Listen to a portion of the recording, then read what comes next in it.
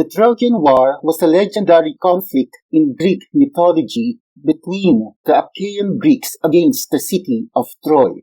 The war is one of the most important events in Greek mythology, and it has been narrated through many works of Greek literature, most notably Homer's Iliad.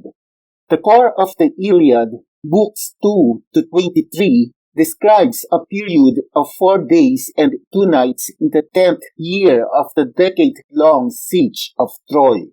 The key to unlocking the historic Trojan War, in my opinion, is to first identify who exactly the Trojans, the Amazons, and the Achaeans were in history, because these were the major players in the Iliad. In my previous video titled Historical Troy was in Eupatoria near the Amazon city of Themyscira on the Black Sea southern coast, I talked about the alliance between the Trojans and the Amazons during the war, and how close was Themyscira, the capital of the Amazons, to the city of Troy, which I identified as Eupatoria, just 65 kilometers away from each other. In that video, I concluded, based on Homer's descriptions, that the city of Troy must be located near the conjunction of two rivers, namely Scamander, which I identified as the Iris or Yesilirmak River, and the Simoeis River, which I identified as the Lycus or Kelkit River. And Eupatoria, just like Troy, was located just south of where the Lycus flows into the Iris River. Both Eupatoria and Themyscira were near the southern coast of the Black Sea in Turkey, in a region also known as the Pontic region of Asia Minor in northern Anatolia, Turkey. Also, in my other video titled Troy was Hyasa, Amazon was Azi, Ania was Achilles, and Osiris eclipse on Trojan War's 10th year, I identified the Trojan-Amazon alliance as the Hyasa-Azi Confederation located in the Pontic region of Asia Minor, where also Eupatoria and Themyscira were located. I specifically identified Hyasa as Troy and Azi as Amazon. I ended that video by saying that Osiris II's historical solar eclipse was visible at the mouth of the Yesilirmak River, where according to Homer the Trojan War battles were fought on August 2, 979 BC at 2:31:30 UTC, just 17 minutes after sunrise. That day also marked the death of Patroclus, a close friend of Achilles, during the 10th year of the Trojan War. I dated Osiris eclipse using stellarium in my video titled Redating Osiris II's solar eclipse to August 2, 979 BC means Hittite chronology is 334 years too early. This eclipse occurred in the latter part of Osiris' 10th year, thus Osiris' first year when he ascended the Hittite throne coincided with the first year of the Trojan War. In my video titled Historic Trojan War, Priam was Hakani, Demas was Tudhalia, Otreus was Supiluluma, Asius was Zeda, I identified several historical personages and their associated character names in the Iliad, which documented the Trojan War. Hakani was a king of Hyasa, who I believe to be the Trojan king Priam, while Tudhalia and Supiluluma were Hittite kings, who I believe were the Phrygian kings Demas and Otreus, respectively. Zeda was a Hittite prince, who I believe was the Phrygian prince Asius. The Hittites called their kingdom Hattusa, which in my research was also the Phrygia of Homer's Iliad. Menelaus, Achilles, Agamemnon, and Odysseus were some of the main heroes of the Achaeans mentioned in Homer's Iliad, and in my opinion, the key to identify their historical names is to first know exactly who the Achaeans were. The Ionians, were one of the four major tribes that the Greeks considered themselves to be divided into during the ancient period, the other three being the Dorians, Aeolians, and Achaeans. Furthermore, the Ionian dialect was one of the three major linguistic divisions of the Hellenic world, together with the Dorian and Aeolian dialects. Note that there is no such thing as an Achaean dialect. According to historians, the Achaeans inhabited the region of Achaea in the northern Peloponnese and played an active role in the colonization of Italy, founding the city of Croton. Unlike the other major tribes, the Achaeans did not have a separate dialect in the classical period, but were instead using a form of Doric or Dorian.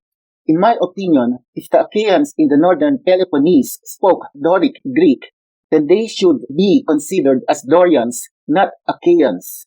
So who do I believe the Achaeans really were? Because I identified Troy, Amazon, and Phrygia as regions in Turkey, namely Hyasa, Azi, and Hattusa respectively, I believe the Achaeans were ancient Greeks who migrated to western Turkey and its nearby islands of Imbros, Tenedos, and Lesbos. Lesbos is one Greek island in the Aegean Sea which is being claimed by Turkey. Greeks have been living in what is now Turkey continuously since the middle 2nd millennium BC. Following upheavals in mainland Greece during the Bronze Age collapse, the Aegean coast of Asia Minor was heavily settled by Ionian and Aeolian Greeks and became known as Ionia and Aeolia. The Odyssey is one of two major ancient Greek epic poems attributed to Homer. It follows the Greek hero Odysseus, king of Ithaca, and his journey home after the Trojan War. After the war, which lasted 10 years, his journey from Troy to Ithaca via Africa and southern Europe lasted for 10 additional years, during which time he encountered many perils, resulting in all of his crewmates being killed. In his absence, Odysseus was assumed dead, and his wife Penelope and son Telemachus had to contend with a group of unruly suitors who were competing for Penelope's hand in marriage. Because I dated the 10th and final year of the Trojan War to 979 BC, the 10th year after this war will start at 970 BC and end at 969 BC. And according to Odysseus, he came back to his country, Ithaca, in the 20th year after the start of the Trojan War. See Odyssey, Book 21, lines 205 to 209. The Odyssey described in detail the moment Odysseus arrives at Ithaca. Odyssey, Book 13, lines 95 to 104. There is in the land of Ithaca a certain harbor of Phorcys, the old man of the sea, and at its mouth two projecting headlands sheer to seaward, but sloping down on the side toward the harbor. These keep back the great waves raised by heavy winds without, but within, the benched ships lie unmoored when they have reached the point of anchorage. Odyssey describes Ithaca as an island with a natural harbor that keeps back the great waves outside. In my research, I identified Ithaca as the island currently known as Lesbos, and throughout this video, I will be giving several reasons why. An older name for the island of Lesbos that was maintained in Aeolic Greek was Issa, which in my opinion sounds like Itha in Ithaca. In Odyssey Book 3, lines 165 to 169, Homer mentioned Lesbos. This would seem to make the island currently known as Lesbos unqualified for being Homer's Ithaca. However, I believe the island currently identified as Lesbos was not the Homeric Lesbos mentioned in the Odyssey, but was actually the Homeric Ithaca instead, and that the Homeric Lesbos was some other island in the Aegean Sea. As Greek settlements began to expand, starting in the 6th century BC, Greek colonists would often try to connect their new homes and the native people they found there to their pre-existing mythology. The events in the Trojan War, which I dated at 1st millennium BC, as well as Homer, believed to have lived circa 8th century BC, predated the 6th century naming of the Greek islands known today. The shape of the island of Lesbos is roughly triangular, but it is deeply intruded by the gulfs of Callione with an entry on the southern coast and of Gera in the southeast. These two gulfs easily serve as natural harbors that protect ships docked inside it from great waves coming from outside, just like how Homer described Ithaca. The Chonia beach in the north of Lesbos Island has reddish sand mixed with coarse pebbles in a semicircular bay with blue water. Red beaches like the one in Santorini are red because of the volcanic eruptions and earthquakes that eroded the cliffs behind it, exposing a unique geological formation with rocks that are rich in iron. The red color of the rocks is actually coming from iron and sulfuric elements in the ground. The Lesbos Island's volcanic origin is manifested in several hot springs and the two gulfs. Lesbos contains one of the few known petrified forests formed by the intense volcanic activity in the area. In Odyssey Book 20, lines 350 to 359, a volcanic eruption marked by blood rain or water mixed with iron and sulfur-rich volcanic dust was described. Theoclymenus saw this and said, "Unhappy men, what is it that ails you? There is a shroud of darkness drawn over you from head to foot. Your cheeks are wet with tears. The air is alive with wailing voices. The walls and roof beams drip blood. The gate of the cloisters and the court beyond them are full of ghosts trooping down into the night of hell. The sun is blotted out of heaven, and a blighting gloom is over all the land." Homer describes Odysseus' arrival at Ithaca as happening at dawn, just when the bright star Venus was rising. I believe this is no ordinary rising of Venus at dawn that can be seen several days in a year, but actually instead the heliacal rise of Venus, which happens only once a year, when it first becomes visible above the eastern horizon just before sunrise, thus becoming the morning star for the first time in a year. Odyssey Book 13, lines 93 to 95. When the bright star that heralds the approach of dawn began to show, the ship drew near to land. Using stellarium and by setting the algorithm of delta T to chaperone 1991, the date to April 26, 970 BC, or negative 969 in astronomical year numbering at 2:32 UTC, the location at 39 degrees, 12 minutes, 36 seconds north, 26 degrees, 16 minutes, 48 seconds east, which are the coordinates of Lesbos, which in my research was the island of Ithaca, one will see the heliacal rise of Venus. The night that came on that same day fell on an astronomical new moon when the moon age was less than 1 day old and was therefore invisible. Odyssey, Book 14, lines 455 to 459. Now the night came on stormy and very dark, for there was no moon. It poured without ceasing, and the wind blew strong from the west, which is a wet quarter.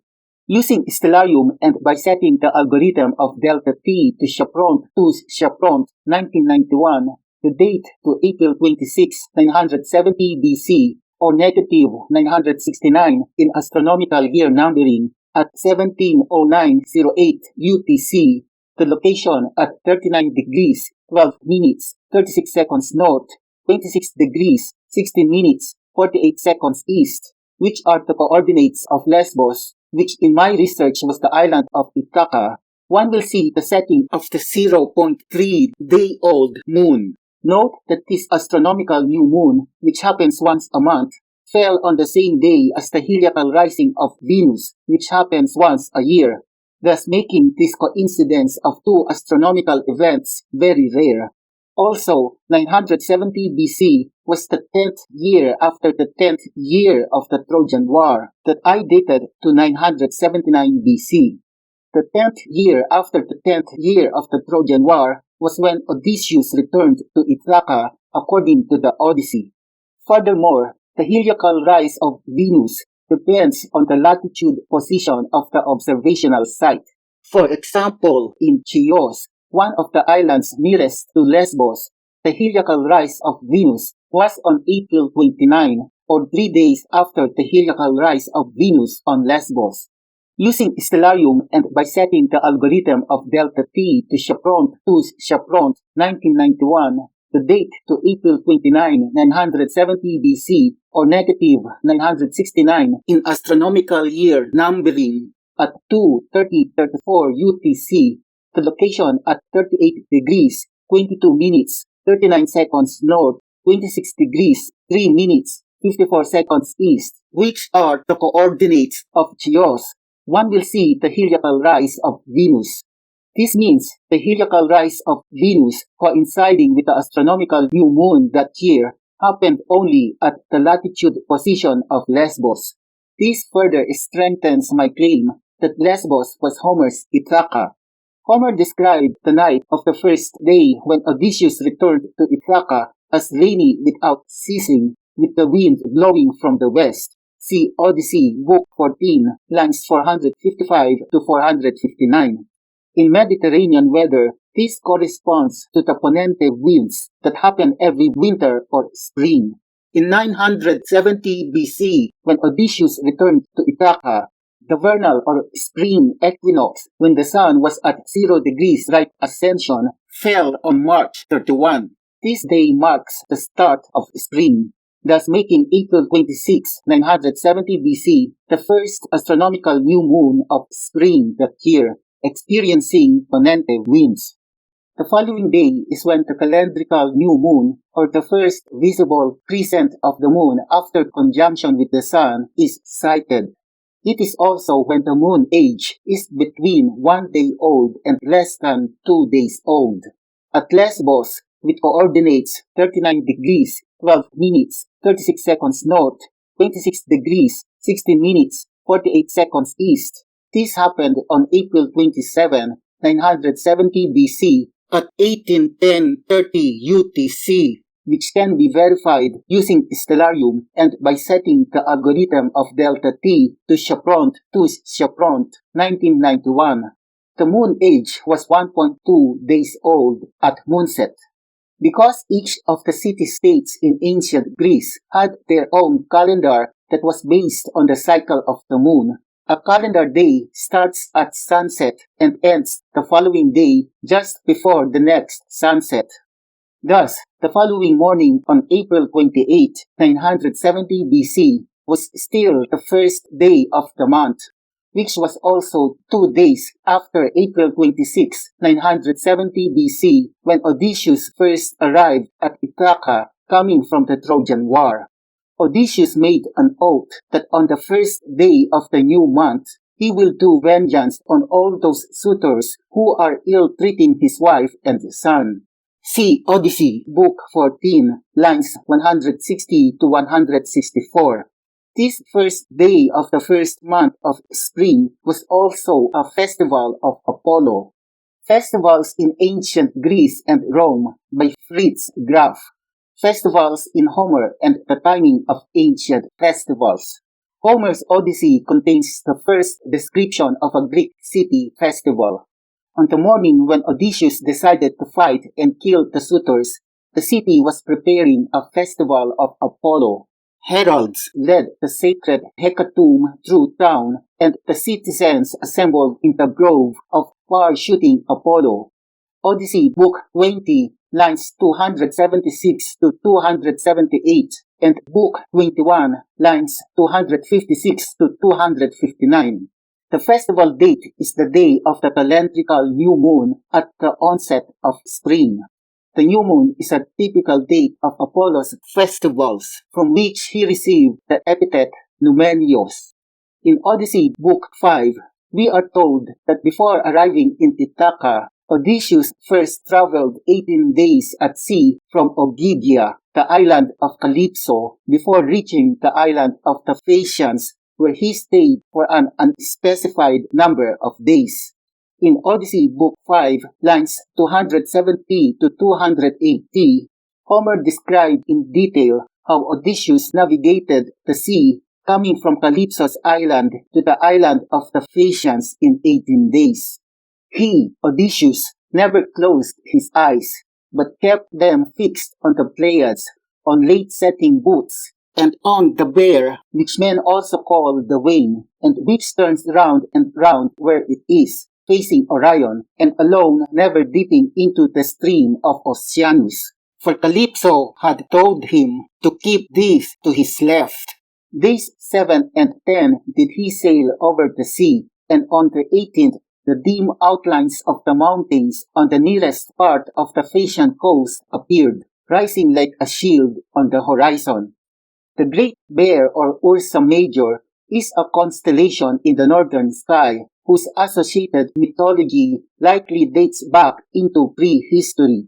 Two of its stars can be used as the navigational pointer towards the place of the current northern pole star Polaris in Ursa Minor.